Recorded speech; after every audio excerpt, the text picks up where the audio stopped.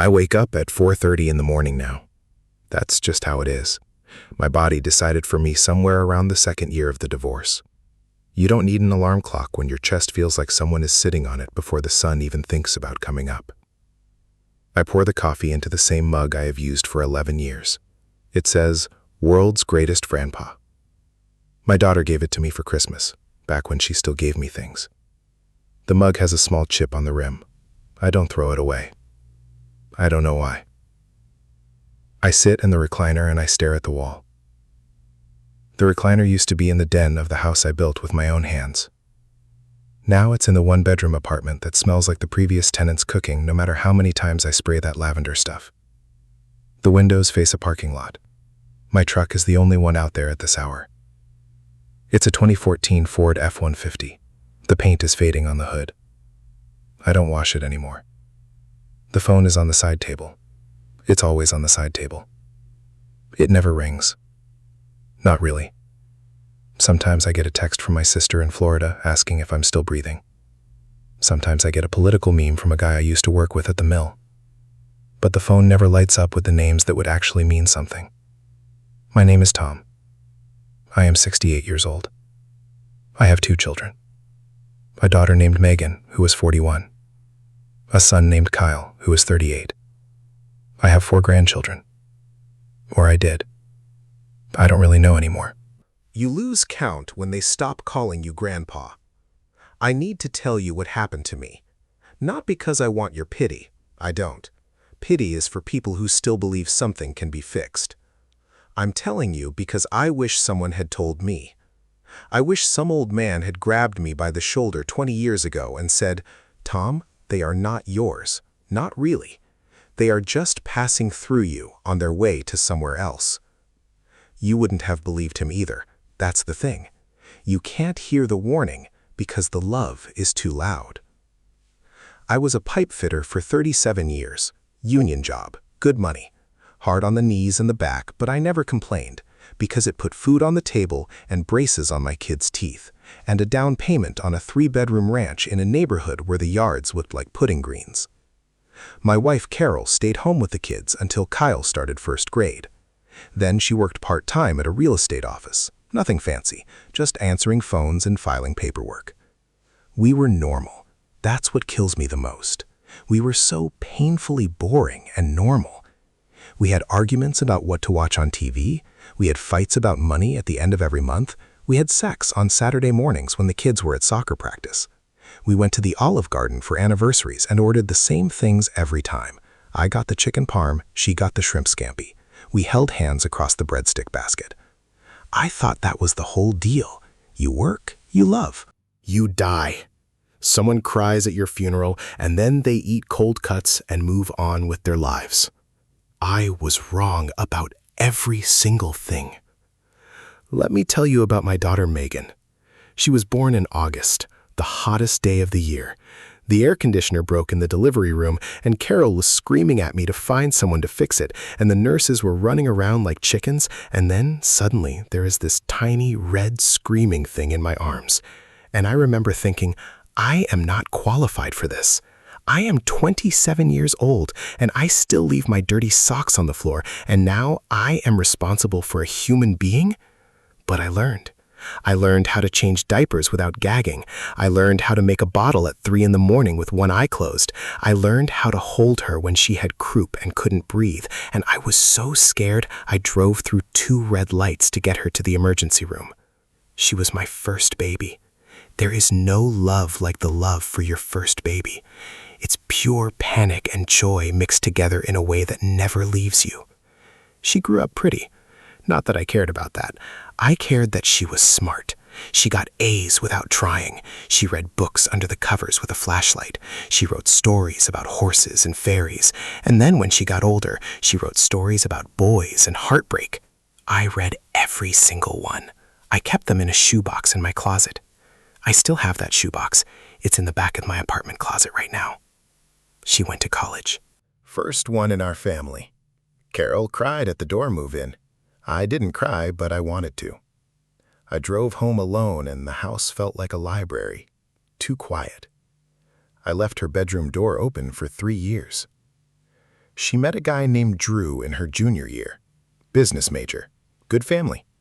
His dad owned a chain of tire stores. He wore nice watches and talked about golf like it was a personality trait. I didn't like him at first. Something about his smile, it was too ready, too practiced.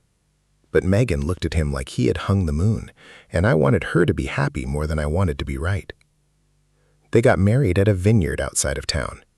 The wedding cost $40,000. I paid for half of it. $20,000. Cash. Money I had saved for 15 years in a coffee can in the garage. Carol said I was being old-fashioned, putting cash in a can, but I like to see it. I like to touch it. That money was my sweat, my weekends, my missed fishing trips. I gave it to my daughter, and I was happy to do it. Drew shook my hand at the reception and said, "Thank you, Tom. I'm going to take good care of her." He looked me right in the eye when he said it. I remember the feel of his hand. Soft, manicured, not a single callus.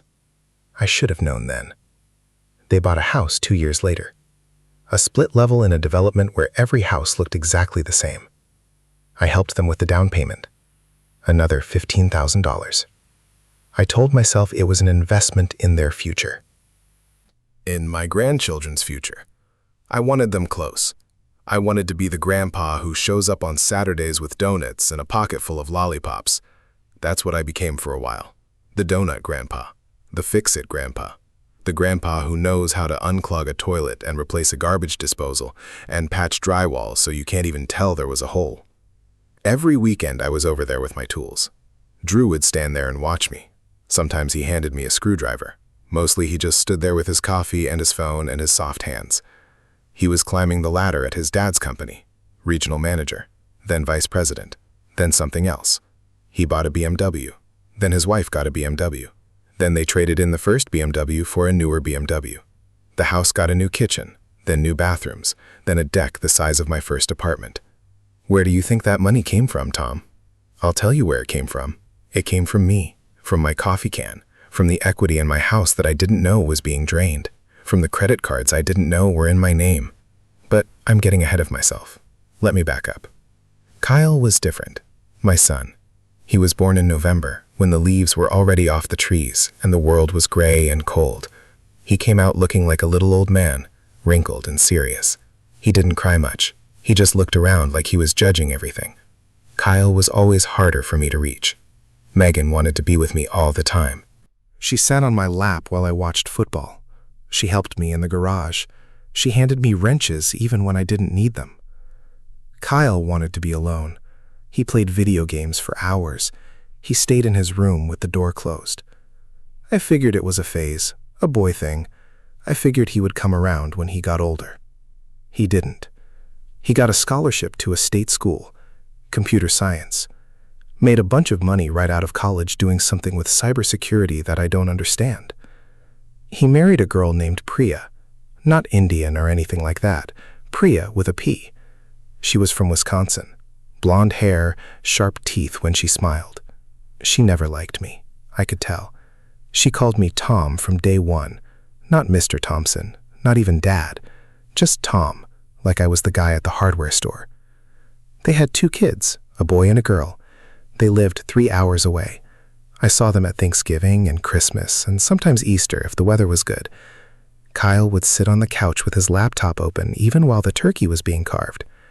Priya would talk about their investments and their retirement accounts and their plans to buy a vacation home in the mountains. I would sit there with my paper plate and my store-bought pumpkin pie, and I would feel like a stranger in my own son's house. Carol said I was too hard on him. She said boys are different. They show love by being independent, by not needing you. I wanted to believe that. I wanted to believe that everything was fine, and that my family loved me, and that the silence on the phone was just because everyone was busy. But there's a difference between busy and gone, and I was already gone to them. I just hadn't noticed yet. The first crack was small, so small I almost missed it. It was a Tuesday. I had retired 6 months earlier. Carol and I were finally going to do all the things we talked about for 30 years. Travel, golf, sitting on the porch with coffee, watching the sun come up. But Carol had changed. She was on her phone all the time.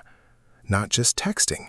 She was on Facebook and Instagram and some app called WhatsApp that I didn't even know she had. She smiled at the screen in a way she hadn't smiled at me in years. I asked her who she was talking to.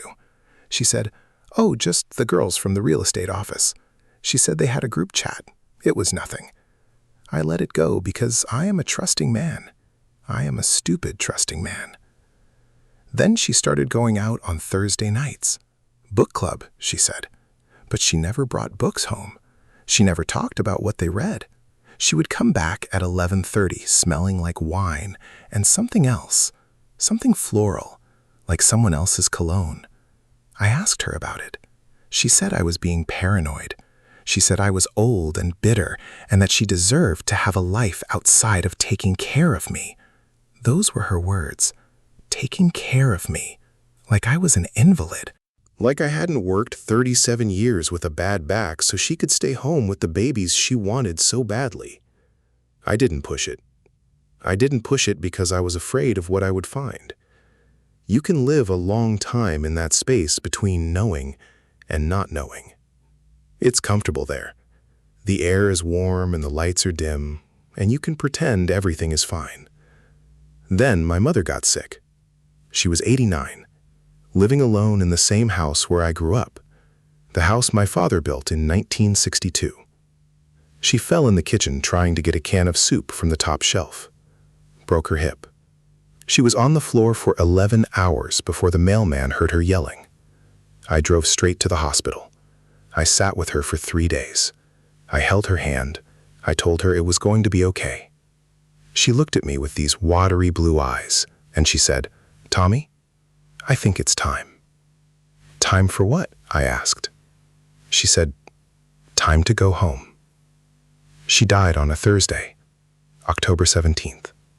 The leaves were falling outside the window, and the TV was playing some game show with the sound off, and she just stopped breathing. The nurse came in and checked her pulse and said, "I am so sorry." I sat there for another hour, just sitting, just holding her hand even though it was cold now. I called Carol. She didn't answer. I called Megan. She didn't answer. I called Kyle. He texted back 3 hours later. He said, "Sorry to hear that, Dad. Let me know about the funeral arrangements." Sorry to hear that. Like I told him my favorite restaurant closed. The funeral was small. My sister flew in from Florida, a few cousins, some old neighbors who still remembered my mother's chocolate chip cookies. Carol showed up in a black dress that I had never seen before. She looked good, too good. Her hair was done, her makeup was done. She smiled at the pastor like they were old friends. Megan came with Drew and the kids. The kids were on their iPads the whole time. Megan gave me a hug that lasted 3 seconds. She smelled like expensive shampoo and indifference. Drew shook my hand and said, "She's in a better place, Tom." I wanted to punch him in his soft face. The reading of the will was a week later. I sat in a lawyer's office that smelled like old paper and dust. The lawyer's name was Mr. Henderson. He had been my parents' lawyer since before I was born. He put on his reading glasses and cleared his throat and started reading. The house was mine. That was fine. I knew that. There was some savings, not much. My mother lived on Social Security and the pension from my father's job at the post office. But there was one thing I didn't expect. A life insurance policy. $50,000, payable to me and my 2 children in equal shares. $50,000. That was more money than I had ever seen at one time. My mother had been paying premiums on that policy for 40 years. She never said a word. She just wanted to leave something behind. I should have cashed it out and put it in my own account. I should have been smart, but I was grieving and I was tired and I wanted to be generous. I wanted my kids to know that their grandmother loved them, even if they couldn't be bothered to call her on her birthday. I split it 3 ways, $16,666 each. I kept the extra $2 because I'm petty like that. Megan called me the next day, not to say thank you, to ask if I could help them with something else. Drew had an opportunity to buy into a new tire store franchise. They needed $40,000. They had 20. They needed 20 more. I said, "I don't have $20,000. She said, "What about the house? You're living alone in that big house, Dad. Mom says you're barely using the upstairs. You could take out a home equity loan. The interest rates are low. It's basically free money. I said, I'll think about it. I didn't think about it. I said no. I told her I couldn't risk the house. That house was my mother's house, my father's house, the only thing I had left that still felt like home. She said okay. She said she understood. But her voice was cold, the way a cashier's voice is cold when you tell them you don't want to sign up for the store credit card. 2 weeks later, Carol told me she wanted a divorce. I was standing in the kitchen making a sandwich. Turkey, Swiss cheese, mustard. The same sandwich I had made for 30 years. She walked in and sat at the table and said, "Tom, we need to talk." I knew. I absolutely knew, but I asked her anyway. What about? She said she wasn't happy. She said she hadn't been happy for a long time. She said she met someone who made her feel alive, someone who listened to her, someone who appreciated her. I asked who. She said Drew's father, Richard, the tire store man, the one with the chain of stores and the nice watches and the soft hands, just like his son. I dropped the knife. It hit the tile floor and bounced under the refrigerator. I didn't pick it up. I just stood there with the bread in my hands and the turkey sliding off, and I looked at this woman who I had slept next to for 41 years, and I didn't recognize her. How long? I asked. She said 2 years, maybe 3. She lost track. 3 years. She had been sleeping with my son-in-law's father for 3 years.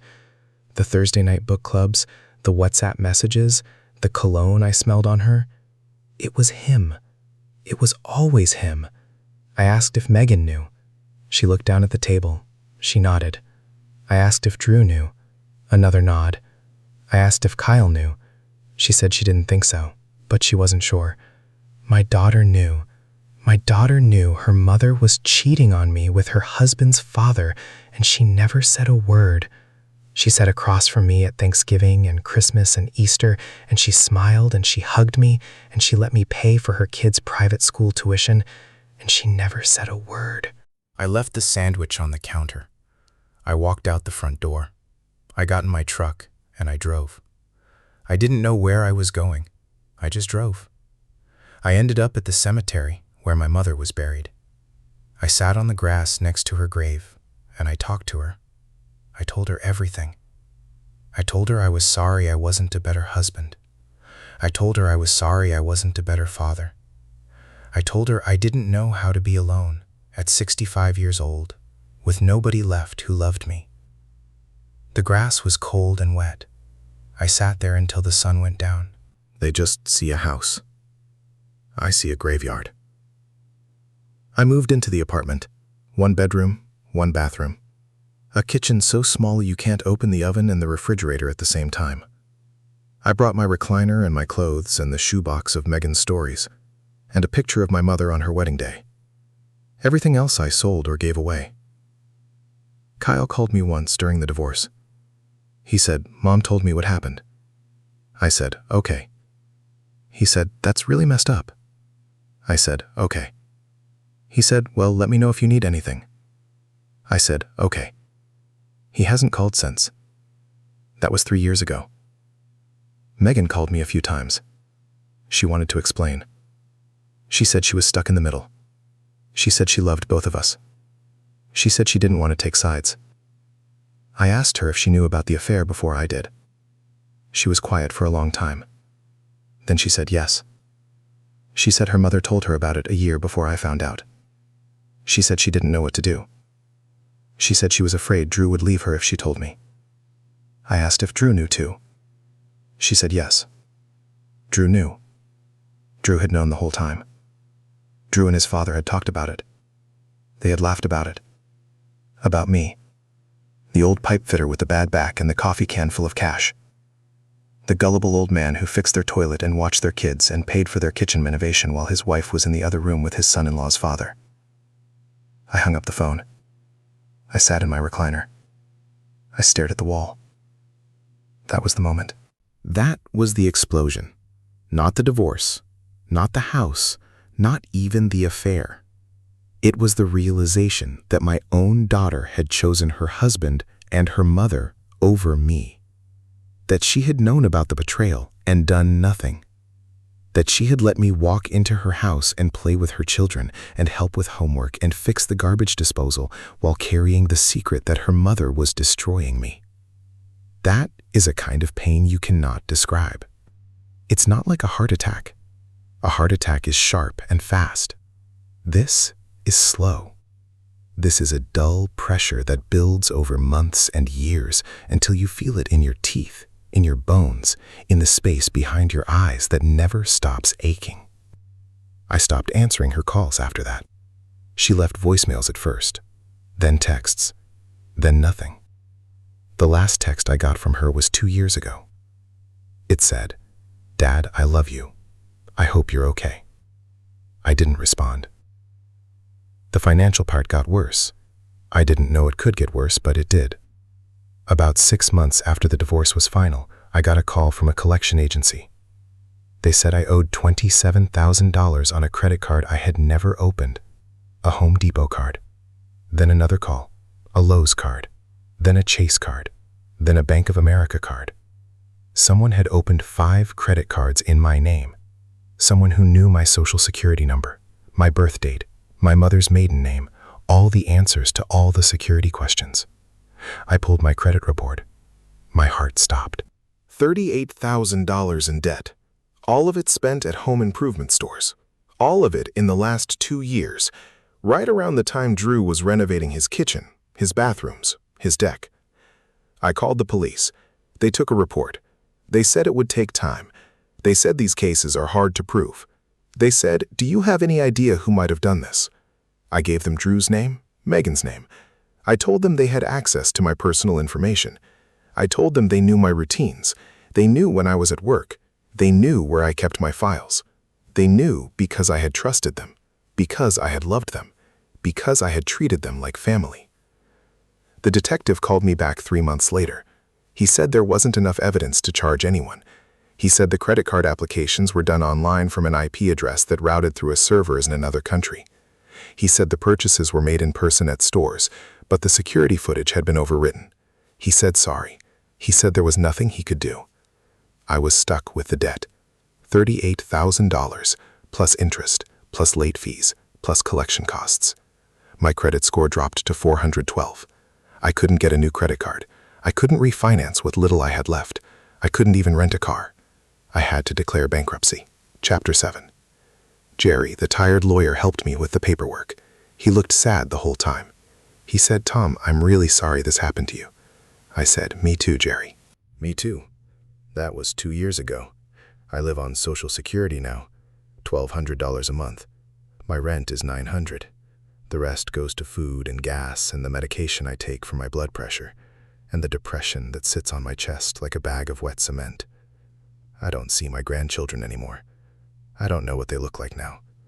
The last time I saw Megan's oldest, he was 7 years old, and he had a cowlick that wouldn't stay down, and he called me Grampy in this little squeaky voice. He's probably 11 now. He probably doesn't remember me. Or worse, he remembers me the way Megan wants him to remember me, as the bad guy, the one who walked away. I think about that sometimes. Whether she tells them I abandoned them, whether she tells them I stopped loving them. I didn't stop. I just couldn't keep bleeding. There's only so much blood in a man. Eventually you run out. I go to the diner on Main Street every morning for breakfast. The same booth, the same waitress. Her name is Deb. She's 50-something, divorced, 2 kids in college. She calls me honey and fills my coffee cup before I ask. She doesn't know my whole story. Nobody knows my whole story. But she knows enough. She knows I sit alone. She knows I tick $3 on a $7 check. She knows I come back every day because I have nowhere else to go. Sometimes I think about telling Deb what happened, just letting it all out in a rush of words and coffee breath. But I don't. Because what's the point? She has her own problems. Her own ex-husband who didn't pay child support. Her own kids who call once a week if they remember. She doesn't need my sadness on top of hers. The holidays are the hardest. Thanksgiving, Christmas, Easter. The days when every commercial on TV shows families laughing around a table with a golden brown turkey and a fire in the fireplace. I spend those days in my apartment with the TV off and the blinds closed. I eat a frozen dinner. I drink a glass of whiskey. I go to bed at 7 o'clock. Last Christmas, my sister called me from Florida. She said, "Come down here. Get out of that apartment. Let me cook you a meal." I said, "I can't." She said, "Why?" I said, "Because I don't want to be a burden." She said, "Tom, you're not a burden. You're my brother." I said, "Okay, maybe next year." I didn't go. I couldn't face the airport, the crowds, the smiling people going home to people who love them. I couldn't watch that and then sit on my sister's couch pretending to be fine while her husband asked me when I was going to start dating again. Dating? At my age? With my credit score and my apartment and my heart full of holes? What would I even say to a woman? "Hi, I'm Tom. My wife left me for my son-in-law's father. My daughter helped her do it. My son doesn't talk to me. I'm bankrupt and broken, and I cry in my truck in the Walmart parking lot. Want to split a meatloaf special?" I went to a support group once, at the community center. It was for people whose families had cut them off. There were 8 of us sitting in a circle on folding chairs. A woman named Elaine talked about her daughter who stopped speaking to her because she voted for the wrong candidate. A man named Bill talked about his son who emptied his bank account to pay for a wedding that never happened. A young girl named Jessica talked about her parents who kicked her out when she came out as gay. I sat there and listened. I wanted to talk. I opened my mouth. Nothing came out. I couldn't find the words.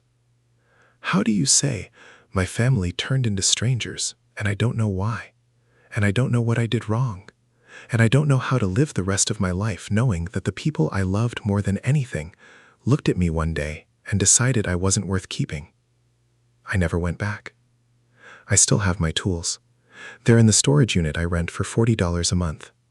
My wrenches and my saws and my levels and my hammers. Things I collected over 40 years. Things I used to build a house and raise a family and fix everything that broke. Now they sit in a dark box in a dark building on the edge of town. Sometimes I go there just to open the door and look at them. I run my hand over the handle of my favorite hammer. It's worn smooth from my grip. I think about all the things I built with that hammer. The treehouse in the backyard, the shelves in Megan's room, the ramp for my mother's wheelchair. I built things that mattered. I built things that lasted. Except my family. I don't know if I'll ever talk to Megan again. Part of me wants to. Part of me wants to drive to her house and knock on the door and say, "I forgive you. Let's start over. I'll be the grandfather your kids deserve. I'll pretend none of it happened. I'll swallow the betrayal and the debt and the loneliness, and I'll sit at your table and eat your dry turkey and I'll smile." But I won't. Because I can't. Because every time I think about her face, I see her sitting at the kitchen table, nodding while her mother said she wasn't happy. I see her keeping the secret. I see her choosing a man with soft hands over her own father. I see her cashing the check from her grandmother's life insurance policy and then turning around and letting her husband steal my credit and my future. That's the part I can't get past. The money. It's not about the money. It's about what the money represents. They didn't just take dollars and cents. They took my security, my peace, my ability to retire with dignity. They took the last years of my life, and they spent them on granite countertops and stainless steel appliances and a deck that I will never sit on. I don't know if there's a moral to this story. I'm not going to tell you to forgive or not forgive. I'm not going to tell you to be careful who you trust. You already know that. Everyone knows that. The problem is, you don't believe it until it happens to you. I'm 68 years old. I have maybe 10 or 15 good years left, if the cancer or the heart attack or the stroke doesn't get me first. I'm going to spend those years in this apartment with this coffee mug and this recliner and this view of the parking lot. I'm going to eat at the diner and talk to Deb and drive to the storage unit once a month to touch my hammer. And I'm going to wait for the phone to ring. It won't. I know it won't, but I'm going to wait anyway. Because that's what fathers do. We wait. We hope. We leave the porch light on for children who left years ago and never told us where they were going. The coffee is cold now. I should get up and pour another cup. But my knees hurt and the recliner is warm and the sun is finally coming up over the parking lot. It's going to be a good day. I can feel it. Not a good day like the old days, but a good day like the new days. A day where I breathe in and out and nobody hurts me and I don't hurt anyone else. That's enough now. That has to be enough.